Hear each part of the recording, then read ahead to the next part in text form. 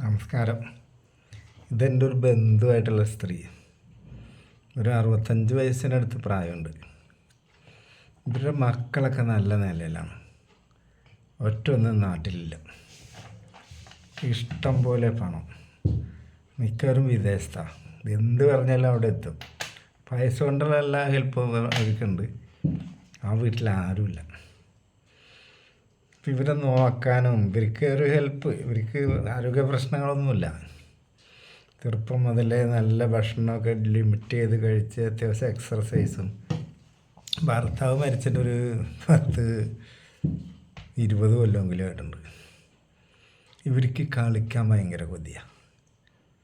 അപ്പം അവരുടെ വീടിൻ്റെ അടുത്തുള്ളൊരു പയ്യനെ കൊണ്ട്, പയ്യനല്ല വലിയ ആൾ തന്നെ, അവനെ കൊണ്ട് കളിപ്പിക്കലുണ്ടായി.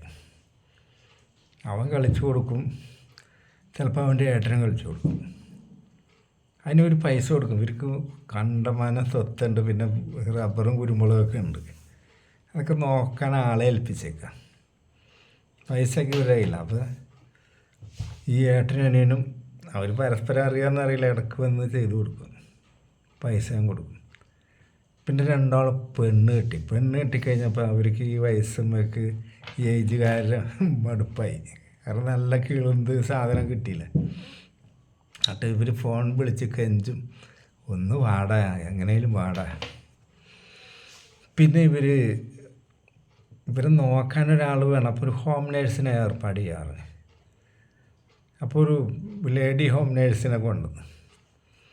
അതും ഒരുപാട് റൂൾസും കണ്ടീഷൻസും ഒക്കെ പറഞ്ഞ് ശരിക്കും ഇവർ ആ പെണ്ണിനെ നോക്കേണ്ട ഒരു ഇതായി.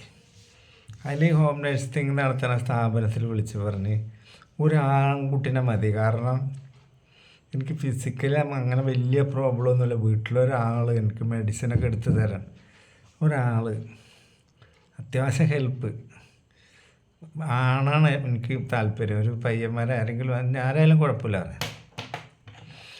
അന്ന് ഇവർക്ക് അങ്ങനെ റെഗുലർ മെഡിസിനൊന്നും കഴിക്കണില്ല. ഒരു തോണ പിന്നെ പീടികയിലൊക്കെ എന്തെങ്കിലും അത്യാവശ്യത്തിന് മേടിക്കാൻ പോകാനൊക്കെ ആൺകുട്ടികളാകുമ്പോൾ പറ്റില്ല. അങ്ങനെ ഒരു 10-25 വയസ്സുള്ള പയ്യൻ വന്ന് ഇവരായിട്ട് കമ്പനിയായി. അപ്പോൾ ഇവർ ഈ ട്രാൻസ്പെറൻ്റ് ആയിട്ടുള്ള മാക്സിയൊക്കെ ഇടും, ഈ ഷഡ്ഡിയൊക്കെ തെളിഞ്ഞ് കാണുന്നത് ചെക്കനെ അട്രാക്റ്റ് ചെയ്യണം. പക്ഷേ ഈ സാധനം മുതലുണ്ട്, ഏതാൾക്കും തോന്നും. പക്ഷേ ഇവനൊരു അന്തർമുഖനാണ്, വലിയ ആദർശം. അങ്ങനെ ഇതൊക്കെ തെറ്റാണെന്നുള്ളൊരു മെൻറ്റാലിറ്റിക്കാരനാണ്.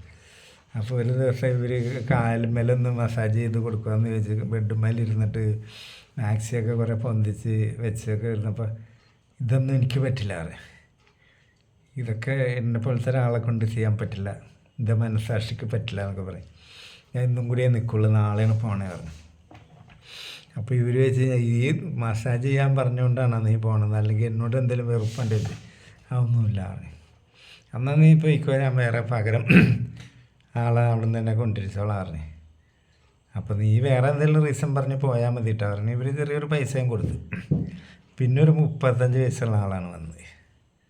ഈ ആൾ മസാജിനൊക്കെ ഉഷാറാണ്, കളിക്കാനും ത്രില്ല. ഫസ്റ്റിലെ തന്നെ ഇവർ ഇതേപോലെ തന്നെ കാലൊക്കെ ഒഴിയിപ്പിച്ച്. അപ്പോൾ ഇവർക്ക് രാത്രി കുറച്ച് ബ്രാൻഡി കുടിക്കണം, കുറച്ച് 2 പേർക്ക്. അത് ബിവറേജിൽ പോയി കൊണ്ടുവരണം, നല്ല സാധനം അടിക്കുള്ളൂ. പിന്നെ കാല് മസാജ്, പിന്നെ ഇവർക്ക് നാക്കും കൊണ്ടൊക്കെ ചെയ്ത് കൊടുക്കാനൊക്കെ നല്ല ഇഷ്ടം. അതിനൊക്കെയാണ് ഈ ചെക്കനെ അറേഞ്ച് ചെയ്തത്. ചെക്കന അതിന് വില്ലിങ്ങല്ല. ഈ ഹോം നേഴ്സിൻ്റെ എമൗണ്ടൊക്കെ വിദേശത്ത് നിന്ന് അവർ അയച്ചു കൊടുത്തോളും, തള്ള ചിലവാക്കണ്ട. കാരണം മക്കൾക്ക് കുറ്റബോധം, അമ്മനെ നോക്കാൻ പറ്റില്ലല്ലോ. അപ്പോൾ അതുകൊണ്ട് ക്യാഷ് അയച്ചു കൊടുത്തിട്ട് ആ കുറ്റബോധം മാറ്റുക. ഇയാളെന്താ കൊണ്ട് ഇതേപോലെ കാലൊക്കെ ഒഴിപ്പിച്ച് മാക്സി നല്ലോണം കയറ്റി വെച്ച് ഷഡ്ഡിയൊക്കെ കാട്ടി കൊടുത്തപ്പോൾ ഇയാൾക്ക് വികാരം കയറി. അപ്പോൾ ഇവർ ഇത്രയും പ്രായമുള്ള ആൾക്കാർ തമ്മിൽ പിന്നെ ട്യൂൺ ചെയ്ത് അഡ്ജസ്റ്റ് ചെയ്യേണ്ട ആവശ്യമൊന്നുമില്ല. കുറച്ചും കൂടി കയറ്റി തടയിക്കുമെന്ന് പറയും. 2 അടിച്ചിട്ടാണ് മസാജ് ചെയ്യാനിരുന്ന് വിളിച്ചത്. അപ്പോൾ ഇയാളും അടിച്ചിട്ടുണ്ട്. അത് കുറച്ചുകൂടി കയറ്റിക്കോ, കുഴപ്പമില്ല, നിൻ്റെ ഇഷ്ടം പോലെ ഒഴിഞ്ഞോളാനൊക്കെ പറഞ്ഞു. പിന്നെ ആൾ പുറത്തു കൂടി ഒഴിയൽ തുടങ്ങി. അപ്പോൾ ഇവർ സീൽക്കാരങ്ങളൊക്കെ പുറപ്പെടുവിച്ച്. പിന്നെ ഇവനെന്ത് ചെയ്ത് മെല്ലെ ഇത് അടിക്ക് ഊരാൻ പോയപ്പോൾ ഇവർ ഊര പൊതിച്ചു കൊടുത്ത്. പിന്നെ നാവും കൊണ്ടായി ഒഴിച്ചിൽ. പക്ഷേ ഇയാൾക്കൊരു കുഴപ്പമുണ്ട്, കളിക്കുമ്പോൾ വേഗം പോവും. ഇവർക്ക് ആണെങ്കിൽ ടൈമിങ് നല്ലോണം വേണം. അപ്പോൾ ഇവർക്ക് ഇവരുടെ മൈൻഡിൽ എന്താണെന്നറിയോ? ഇതൊക്കെ ഇവരെന്നോട് പറഞ്ഞ കാര്യം തന്നെ. ഇവരുടെ മൈൻഡിൽ എന്താണെന്നറിയോ? ഇനി വല്ലാണ്ട് ആയുസില്ല, സുഖിച്ച് ജീവിക്കുക, പൈസ എത്രയും ചിലവാക്കും. അപ്പോൾ ഞാൻ അവരായിട്ട് ബന്ധപ്പെടലുണ്ട്. അതുകൊണ്ടാണ് എന്നോടെല്ലാം തുറന്ന് പറഞ്ഞത്. എനിക്ക് ഇത്ര ദൂരസായതുകൊണ്ടല്ലേ ഞാൻ കൊടുക്കലുണ്ടായിരുന്നു അവർക്ക്. ഇപ്പം ഇയാളോട് പറഞ്ഞ് നല്ല ചെറുപ്പക്കാരെ കിട്ടുമോ? എനിക്ക് കളിച്ച് നല്ലോണം കളിക്കണം താല്പര്യമുള്ള ആളാണ്, പൈസ ഞാൻ മുടക്കാറ്. അങ്ങനെ അയാൾ നാട്ടിൽ നിന്ന് ഒരുത്തനെ കൊണ്ടുവരും, നല്ലോണം തിന്നാനും കൊടുക്കും, കളിച്ച് കൊടുത്തിട്ട് പോയാൽ മതി. അവർ ലാവിഷായിട്ട് അടിച്ച് പൊളിക്കണം, നല്ല വില കൂടിയ മദ്യം കഴിക്കണം, രാത്രിയായി അവർ ആഘോഷിക്കാം.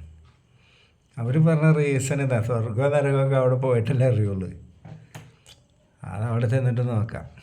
അങ്ങനെയൊക്കെ ഉണ്ടെങ്കിൽ ദൈവം പ്രായത്തിൽ തന്നെ എൻ്റെ ഭർത്താവിനെ എൻ്റെ അടുത്ത് വേർപിരിക്കുക. എനിക്കിത്ര വികാരമുള്ള ദൈവത്തിനെ അറിയില്ലേ.